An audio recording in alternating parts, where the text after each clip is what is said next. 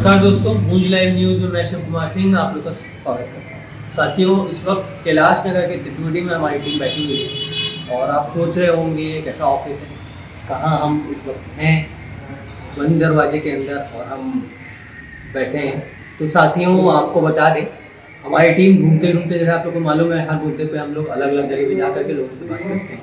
तो आज All India Democratic Youth Organisation, जो पिछले 10 से 12 वर्षों से लगातार भिलाई दुर्ग में काम कर रही है, लोगों के लिए, लोगों की आम जन समस्या को उठा रही है, हस्ताक्षर अभियान करते समय हमसे टकराए हैं। तो उसको लेकर के हम आत्माराम साहू जी, जो अध्यक्ष हैं छत्तीसगढ़ राज्य के, बेरोजगारी और रोजगार को लेकर के इनकी कुछ मांगे हैं, इनको लेकर के आज इनके साथ बैठे हैं और जानने का प्रयास करते हैं कि पार्टी आने वाले समय में इन मांगों को कैसे उठाएगी, क्या इनका प्लानिंग है। तो आइए। नमस्कार भैया। कलम मैं आत्माराम साहू। भैया, बेरोजगारी और रोजगार को लेकर के आप जानते हैं कितनी बड़ी समस्या आज के डेट में हो गई है। आज के समय रोजगार तो खत्म ही हो गया, साथ के साथ बेरोजगार हो जाने से युवा लगातार नशा और अपराध में संगीन हो रहे हैं। पिछले 3-4 महीने से मैं देख रहा हूँ लगातार क्राइम दुर्ग में बढ़ता जा रहा है।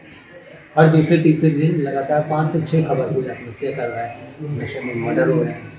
तो इस तरह की समस्याएं बढ़ रही हैं। तो उसको लेकर के आपकी जो पार्टी है वो किस प्रकार से काम कर रही है, साथ के साथ बेरोजगारी को लेकर के आप किस प्रकार से युवाओं के बीच में जाते हैं, उन्हें समझाते हैं। हमारा युवा संगठन है All India Democratic Youth Organisation. ये ऑल इंडिया ऑर्गेनाइजेशन है, पूरे देश के 26 राज्यों में हमारा काम चल रहा है। क्योंकि किसी भी परिवार के लिए आर्थिक स्थिति बहुत महत्वपूर्ण होती है। तो आज हम पूरे देश की स्थिति में अगर जब हम बात करें तो हम देखते हैं युवा सबसे ज़्यादा परेशान है। एक तो है वो लाखों रुपए पढ़ाई लिखाई में, तरह तरह के कोर्स करने में खर्च कर रहे हैं।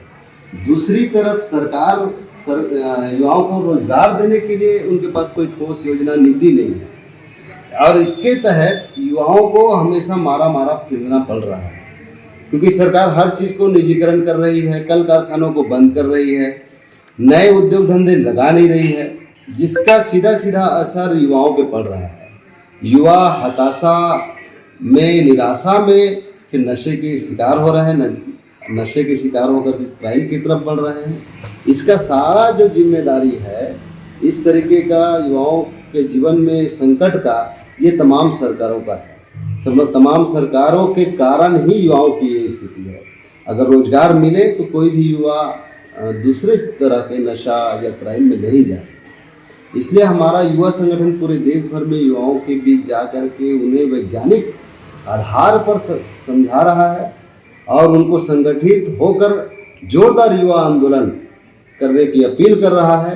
इसी के तहत लगातार हमारा कार्यक्रम चल रहा है। आज भी हमारा दुर्ग बस स्टैंड में युवाओं का सदस्यता अभियान चलाया गया, कल भी हमारा होगा। ये इस तरीके से पूरे देशव्यापी हमारा लगातार आंदोलन चल रहा है।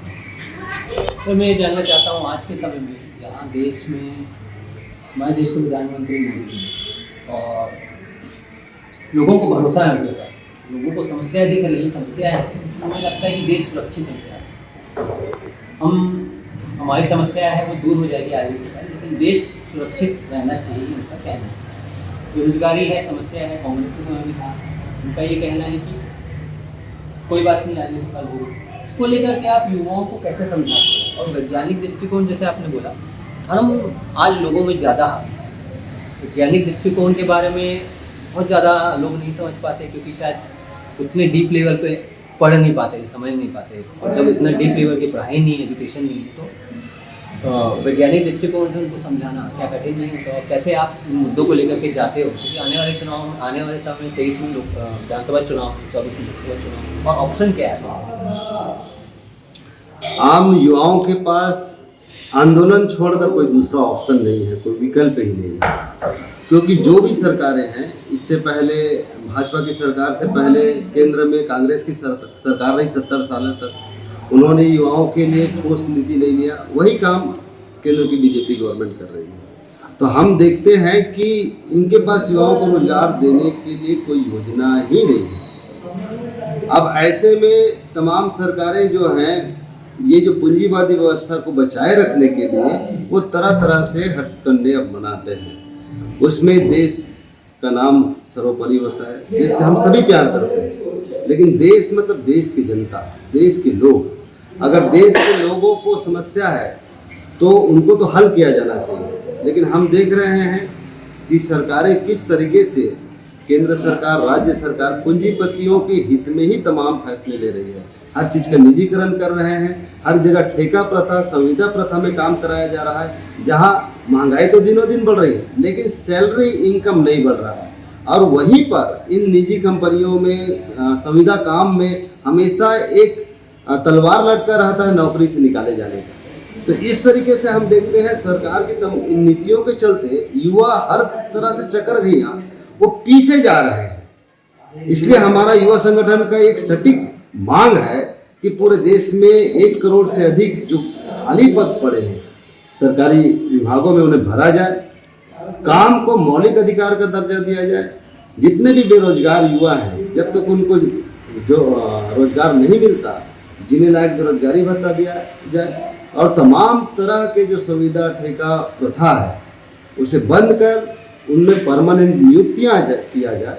इस मांग को लेकर के हम युवाओं के बीच जाते हैं, उनसे बातचीत करते हैं, उनको समझाते हैं और वे तार्किकता के साथ वो ये महसूस करते हैं और वो हमसे जुड़ रहे हैं।